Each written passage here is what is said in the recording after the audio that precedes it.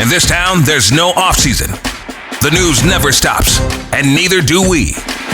It's always game day in Cleveland with Andy Baskin and Daryl Ryder.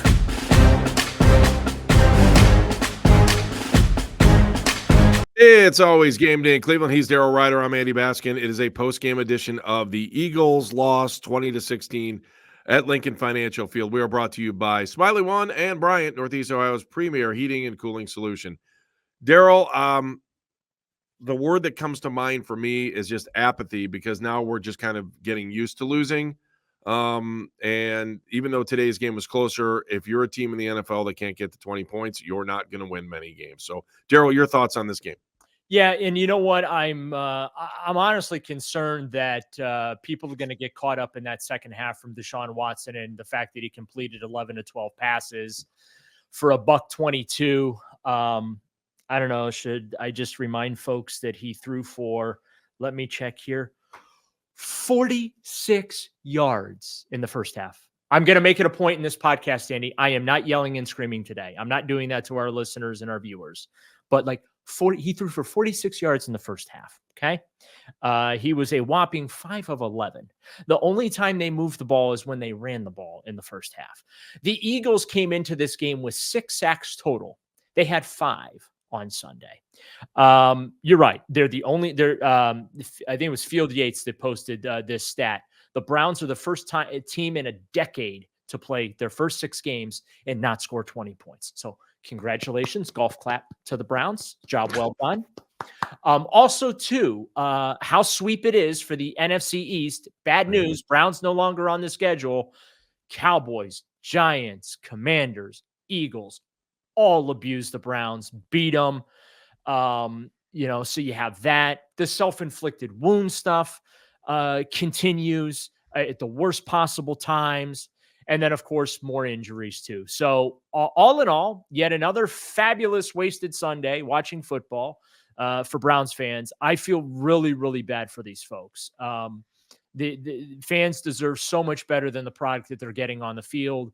And Kevin Stefanski damn well better not continue with the status quo.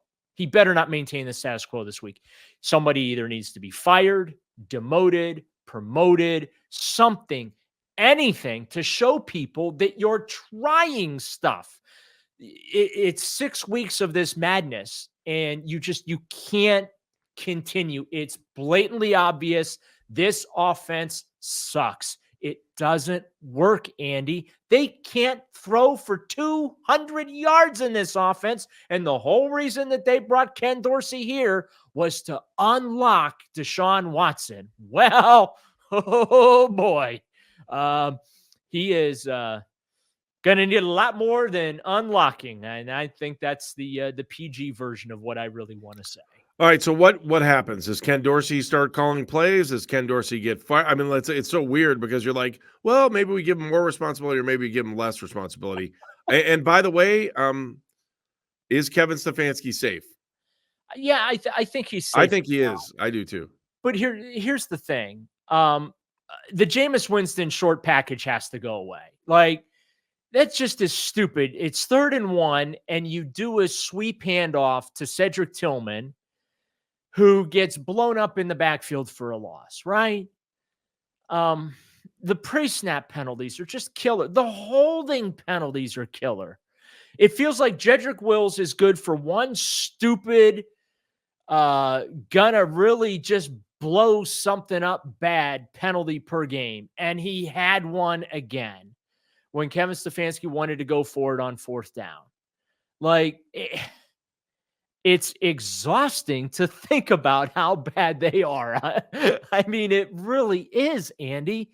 And so, yeah, it is weird to think about that one of the solutions will be either you give Ken Dorsey more responsibility and have him call plays, or you say, yeah, this just isn't working out. Thanks for the 6 games of nothingness.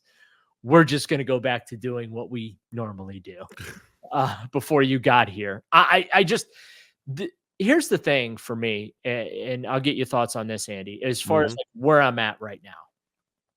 No, I'm numb. That's what I can say, right? Normally I have answers. Like normally you say, hey, Daryl, what do they do from here? Where do they go from here? How do they fix it? Andy, I don't have any answers. I have no solutions that make any semblance of sense. I will admit that to our audience. I know that it's like a terrible thing to admit, but like, I got nothing for you, fans. I really don't. I don't know how they fix this. This is such a massive train wreck that there isn't a football hazmat unit on the planet that can clean this mess up. I am sorry, but I said a couple of weeks ago that this is what it was, that this is what it would be going forward. And, you know, I'm sorry to take the victory lap and say I told you so, that's what this is. And it's going to be going forward. Here's what I think we're looking at, Daryl. I think we're looking at a fire sale coming up for anything they can trade to get draft pieces for the future here. I'm really wondering what they're going to do. I don't know what they would get for Nick Chubb, but I don't know if I'm just curious to see what happens to Nick Chubb. I'm curious to see what happens with Denzel Ward. I'm curious to see if they need Nick Chubb, because they do need Nick Chubb, especially now after another injury today. No, the reason they need him is just so people want to come to the games. I hate to sound that cynical, but right? Well, I mean, and I wish I could say it just because Jerome Ford got hurt today and that they're going to have to find another way. They need another center now, too. They're just in a really bad spot right now because it just feels like everything's locked into Deshaun. If they wanted to keep the pieces that were in place and change out the quarterback, they can't really do that. If you're the general manager, you're trying to, I'd be pulling my hair out right now. I would either be asking players, you know, where would they want to be traded, or I would try to figure out if we're going to move forward with what we have. The odds of making the playoffs are unbelievably slim. The fact that you still have the entire AFC North to play home and away, I don't know if that's a positive or a negative. No, that's a bad thing. Yeah, I know. I didn't want to say it, but you did. So I just think that there's a lot of questions out there right now, and they're not just game questions; they're franchise questions. Yeah, I mean they are in the worst possible spot. And again, I go back to I don't have any answers. I don't know how they get out of this mess. They've got to trade Amari Cooper. Once again, him and Deshaun Watson not on the same page. Which, by the way, again, victory lap once again for me. I told you the choice routes are going to suck and they're not going to work because the receivers and the quarterback have to be on the same page. How many times over 6 weeks have we seen the quarterback and the receivers not on the same page? Like it just does not work. And I am so sick and tired of hearing from Kevin Stefanski, it's on him. We have to coach better. We own our record. Like, dude, give me something more than that. Do something, like, you know, the meme, the do something meme, like that. That's what the Browns right now. Do something, anything. Another game in which they don't score an offensive touchdown. Thank God for Myles Garrett and Rodney McLeod. By the way, Rodney McLeod, who plays defense, no, that's not what I was going to say. Rodney McLeod, who plays defense, is tied for the team lead in touchdowns this year with 2.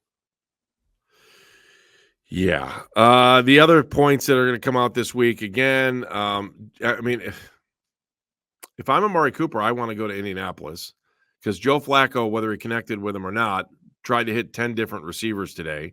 He was 22 of 38. He didn't throw for 200 yards, though, but he did have 2 touchdowns, and he did throw a pick. And do we even want to go in? Touchdowns that Deshaun Watson threw. But they won. Did you see what Baker Mayfield did to my New Orleans Saints today? Yeah, unfortunately. Yeah, I did.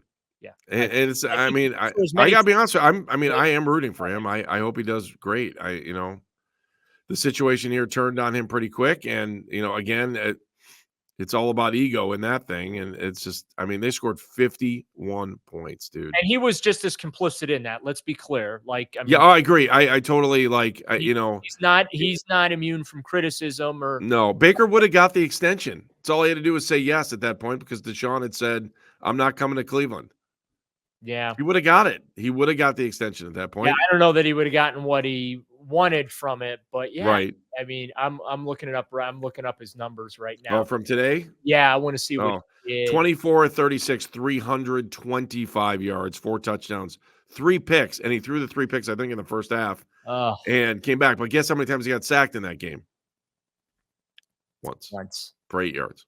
So yeah, I mean, good for him. I don't think we would have gotten the player that the Buccaneers have right now here in Cleveland from Baker. I feel like he needed to go through the process that he went through and the difficulties and the challenges, because nobody picks himself up off the mat as an underdog like Baker Mayfield does. No, that's true. Yeah. And here in Cleveland, he wasn't an underdog. He was the number 1 pick. And if he would have gotten the contract extension, he definitely wasn't going to be the underdog. So he's at his best when he's down and out and counted out. And, he wants to give everybody the single finger salute and say, you're all wrong. And I can do this when nobody believes in me. So, but right now, I mean, they need that from Deshaun Watson desperately. And I am worried that everyone's going to fall in love with that 11 of 12 for $122 in the second half. And they're going to be like, oh, that second half was strong. Maybe a little momentum there against the Eagles. Can they take it into the Bengals game? Yeah. I just don't want to hear it this week. The guy cannot pass for 200 yards, Andy. That's beyond unacceptable. This team can't score 20 points. The 1999 expansion Browns at least were able to score 20 points in a game a few times. Yeah, no, I'm with you. And what'd your offense give you today? 9? 9 points. The 1-31 Browns of 2016 and 2017 lore could occasionally score 20 or more points in a game. It's absurd that this offense is. So do we hear from Andrew Berry? Do we hear from Jimmy Haslam this week or no? No. Those guys are hiding under rocks right now. Now, I will tell you this, Jimmy Haslam will be on the practice field this week because he was on the practice field all last week, doing what he normally does, and that is surveying the scene. But I just don't think that here's I think the challenge when it comes to what you do and even what I do. Because there is some nuance to this. Like it's easy to say, yeah, go ahead and fire Kevin Stefanski. I'm not saying that though. I'm not saying you are. I'm not putting any words in your mouth. But I'm saying like that would be the easiest thing for people to. Yeah, let's go ahead and fire Kevin. You understand? Like this is only the second time under Kevin Stefanski. I looked this up because I was curious about the losing streaks. So, I mean, 4-game losing streaks. I mean, God, they used to do that 2-3 times. Oh, we used to eat those for breakfast. Yeah. Right. So this is only the second 4-game losing streak in 5 years that Kevin Stefanski's been here. And this is only the third losing streak of 3 or more games under Stefanski. I mean, that does kind of speak to how he's been able to kind of stop the bleeding. Unfortunately, I feel like that they're hemorrhaging right now. There is no stopping the bleeding. Big plays on defense given up. MJ Emerson, I don't know what's going on with him. He gets beat by A.J. Brown for the touchdown there in the end zone. And then a beautiful pick play involving Eagles receiver Devonta Smith goes for a 45-yard touchdown. Greg Newsome kind of got caught up in the wash there, and that sprung him free. So it's just like 1 or 2 plays on that side of the ball torpedo a game. And God love Myles Garrett. Only real highlight of the day with the leapfrog blocked field goal that's got scooped and returned for a touchdown. And in some way, somehow, that game was tied at 10 at halftime. But yeah, I don't know where they go from here. They ran the ball okay on Sunday. They hit 100 yards rushing. They only got out rushed by 16 yards. Philadelphia had 116 yards on the ground. But like the passing, 256 to 144, third down conversions, just 3 of 12. So quick. Like this game would be great if it was the last game of preseason. I'll be honest with you. This would have been a great game if it was the last game of preseason, but it's not. Yeah, I mean, the last 2 games, they're 4 of 25 on third down. The Browns are. Last 2 games combined. Thank goodness for the Guardians, because this was a bad weekend all the way across the board. Otherwise. Yes, it was. At least Kevin Stefanski knows the rule book, unlike the guy in Columbus. I'm sorry, was that too cheap of a shot to take? Wait, hit me on the what rule didn't he know? The toward the end of the game in the final 2 minutes, there was a bit of a controversy with time management. Oh, you're saying the 10 seconds that got rolled off at the end. Yeah, I don't know. I heard you on the show today. I disagree with pretty much everything you said Okay. about Ohio State. That's the one thing, and I'll just He's say paid this to win those games. Got to win those games. Sorry. You don't have to win those games anymore. That was Well, the number 2 team against the number 3 team in the country. It was a 1-point game, and the way the new system's set up, you don't have to win those games, and you probably could get another chance to play them again later in the year, whether it's in the Big Ten championship or in a playoff game. So, the desperation of having to win those games. By the way, he's only lost most of his once. losses are to top 5 teams, including Michigan. Yeah, but he's only if you look at He's games losing before the big Thanksgiving, Oregon is the only team to beat him before Thanksgiving twice. Yeah, now. but see, here's the thing. He beats up on the crap teams, and he's losing games that matter. I don't know. I got to be honest with you. If he was our NFL head coach, I wouldn't have any problem with him. I think he's a damn good coach. I think we can argue, but why don't we go on the stupid Buckeye podcast and we can argue that there. You want to do that? Can't win the big games consistently. Can't beat Michigan. Can't win college football playoffs. He did beat Michigan one time. Okay, well, once. I mean, how many opportunities have he had? 4. And I know they, but I just. You can't win every game all the time. Like Ohio State fans, the expectation got blown out of the water after Tressel won the championship in 2002. And Ohio State fans think that they've got to win every game to be successful. It's ridiculous. I don't know. Alabama has done pretty good at it in the last Oh, how'd they do? How's Vanderbilt now? I knew you were going to come with Vandy. That's why I said that, because I knew you were going to come up with I don't know. I'm going to stick up for Ryan Day. I think I still like him. And you're not going to win every game. You're just not going to.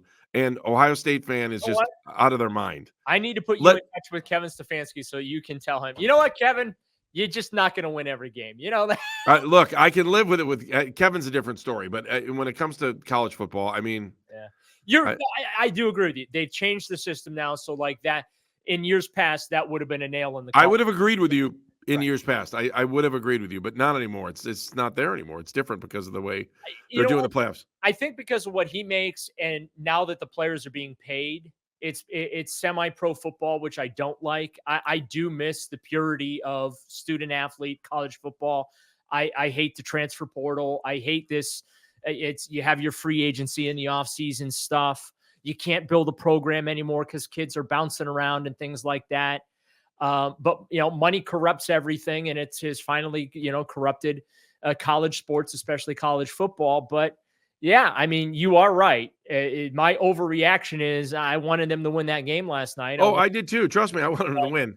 I want to do this though. Let's forget about Ohio State for a second, before we take off, I would argue with you about Ohio State than try and pretend fight about you about how bad the Browns suck. That's true. I can't even. I'd rather tell the Ohio State fight too. Listen. Before we go, because again, I think we've said enough about the game. I'm done with the game for today. You had the opportunity to go to Dan Coughlin's funeral throughout the day today, and Danny was hours. The funeral's on Monday. Oh, okay. I'm sorry. You went to calling hours. Okay. I mean, just your thoughts on calling hours, and I mean, Danny is.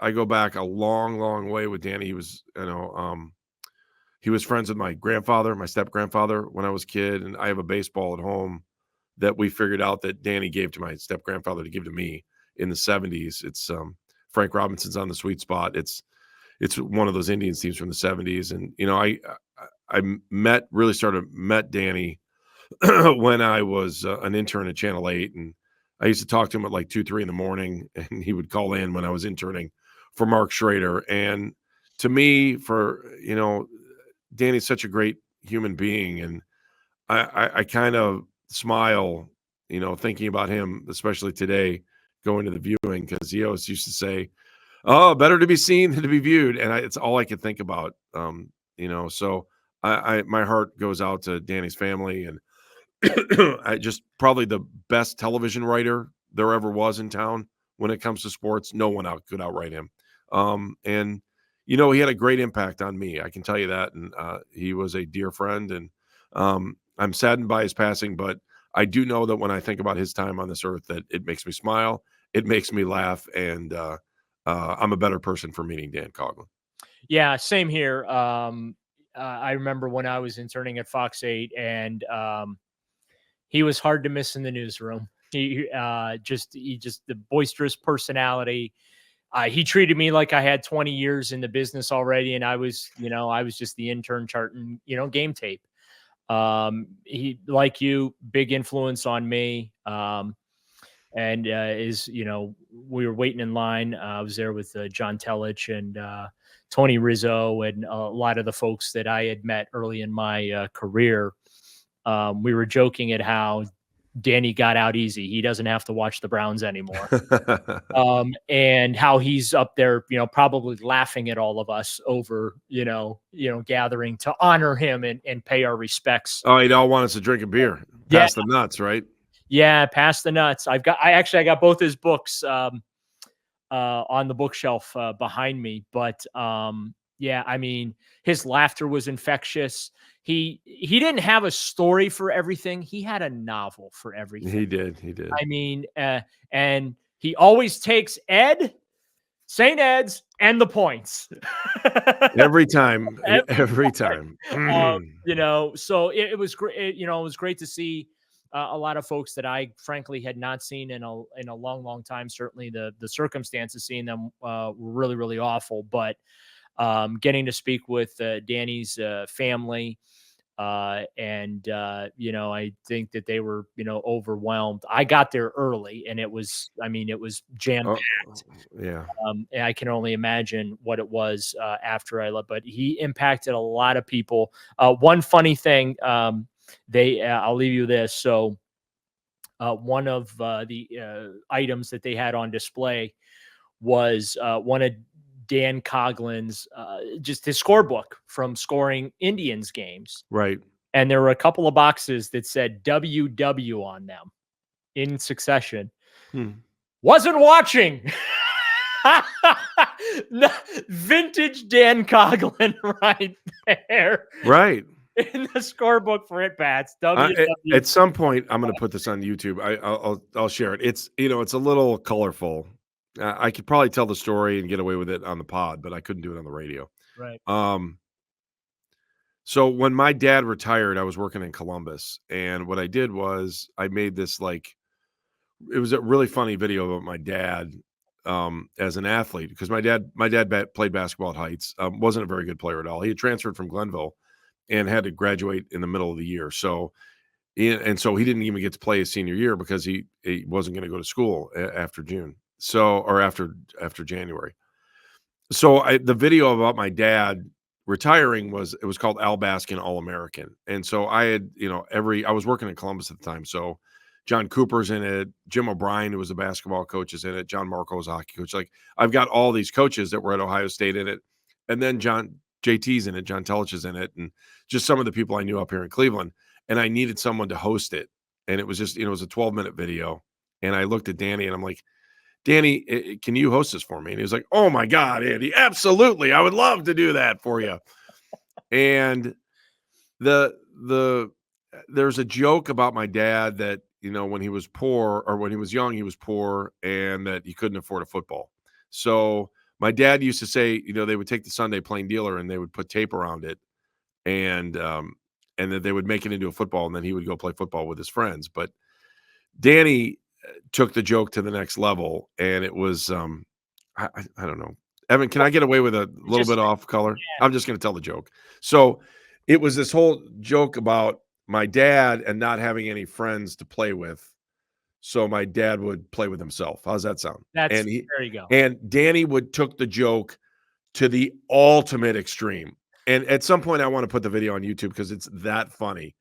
And he's like, and there was Al Baskin. He was with himself. And so it's just it was so funny. And we had a room of probably 200 people at his retirement party that were just in tears laughing at how funny Danny was. And so, you pay your respects. I pay my respects to his family, because he really was just, no one could hold court the way Dan Coughlin could. He was the life of the party, and the party was anywhere he stood.